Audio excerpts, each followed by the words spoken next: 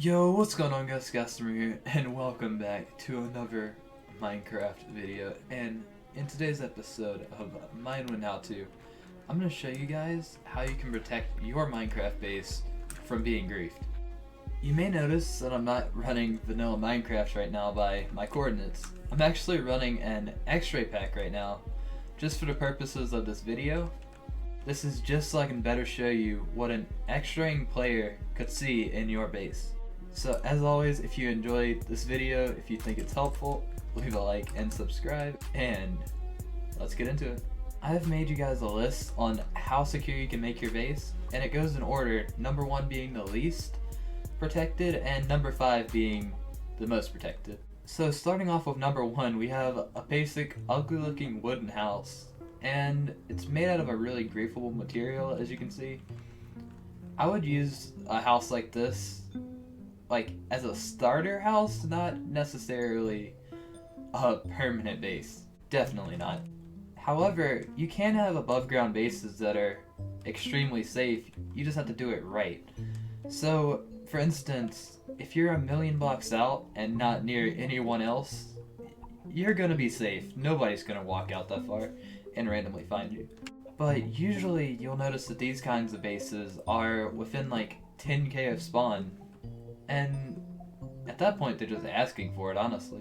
There are some ways that you could still protect your loot, not so much from X-raying players, but from regular players.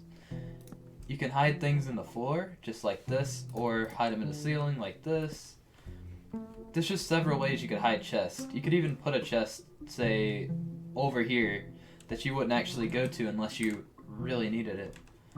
But honestly, if you're doing that, just use an ender chest. It's so much better. Of course, if an X-raying player comes across your base, they're gonna see every chest that's anywhat near it. They're gonna see the one that's in the wild that you wouldn't even know was there. But that's okay, because I'm gonna show you how to even hide your chests from X-rayers. This is more of a proof of concept than an actual example. So for instance, you could hide your chest underneath lava, because if you're X-raying it, you're gonna have lava on, so you don't dig into it, of course. But then also, chests don't burn, so it's a double plus. And on to our next example, you can have a base that's like this, that you wouldn't actually notice unless you were explicitly looking for it. So as you can see, I've set up a basic redstone door right here, to where it hides this nice base from anyone who might want to grief it. Of course, this base isn't completely protected from the outside world, as you could stumble upon this, or it could just be easily X-rayed like that. But it is safer than having a house like that one that's completely in plain sight. I'd say this type of base would be pretty safe if you're anywhere outside of 50k of spawn. And on to our next example, we have the underground nether base. Don't make these, just don't do it. It's never worth it. Unless they're under lava, actually. Because if they're under lava, they're pretty much safe, because nobody ever digs below lava in the nether. That could honestly be one of the best ways to protect your base. I also have some tips and tricks on how to not be tracked when traveling in the nether. So if you guys would like to see that video, leave it in the comments, I will make it. And now we are on to some Minewind specific ways you can keep your base safe.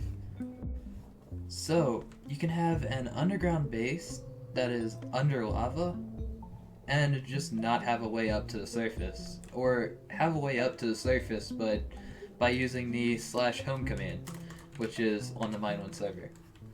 So, you could travel between your below ground and above ground sections of your base just like that. And also, I have the below ground section of the base underneath some lava, so you can't really tell that there's even a base there. One problem with this method, if a player actually has chest ESP, which is another type of hack that's less common than X-ray, but it has the same effect, you can't actually protect your base from it unless you do one of two things. You could either replace all of your chests with item frames, which is very inefficient when it comes to the amount of space you will have. Or you could also do this next item on the list. A special thing that happens on Minewind, as you can see, the end randomly cuts off. This is a less extreme variant of it, but the end completely cuts off and there's no more end islands when you go out that way. So if you can get all the way to the end border, which is not easy to do of course, it's about 350,000 blocks in any direction. But if you can get this far and then just set a flying machine out, like 40,000 more blocks or whatever, then the chance of anyone ever finding you is literally like taking the lottery and trying to win it several times over. It's just not happening. You're going not being found. But one problem with this, Minewind actually lags sometimes, so you're going to want to have a string of sacrifice too. If you've come out 350,000 blocks in the end, by this point you're going to have a string of sacrifice that you've just found in an end ship. So you may be wondering, how would you actually make a flying machine? So basically, what you're going to want to do, you start off by putting 4 slime blocks in a row. And then you put a sticky piston facing the opposite direction of where you want to go. Then from there, you take 3 slime blocks, place them just like that over the original sticky piston. From there, you place 1 more slime block, a sticky piston that is facing towards that slime block. This is an observer that is facing towards the direction that you want to go. Meaning, well, the red dot's facing towards the direction you want it to go, not the face that's going to actually tell where you're going.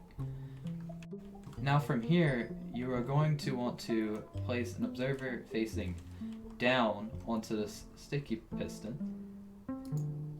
just like that, and you're going to want some honey blocks. You can go up to 5, 3 generally, like it works, just don't touch the slime block when it's going. And to start this machine, all you have to do is break a block, and you're flying.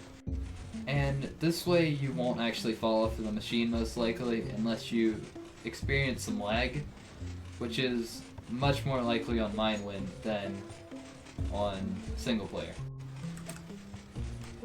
And there I just walked off, I didn't actually fall off. But if you want to stop the machine, all you have to do is place a block.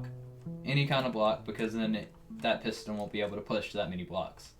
And yes, I stole this design from a YouTuber named Farzy, so special shout out to him, I guess. So that's gonna call it for today's episode of Minewind How To. Leave in the comments below if you'd like me to make a video on how to keep yourself from being tracked in the Nether dimension and Overworld dimension. I would love to make that video. So as always, leave a like and subscribe, and I will see you in the next video. Bye bye.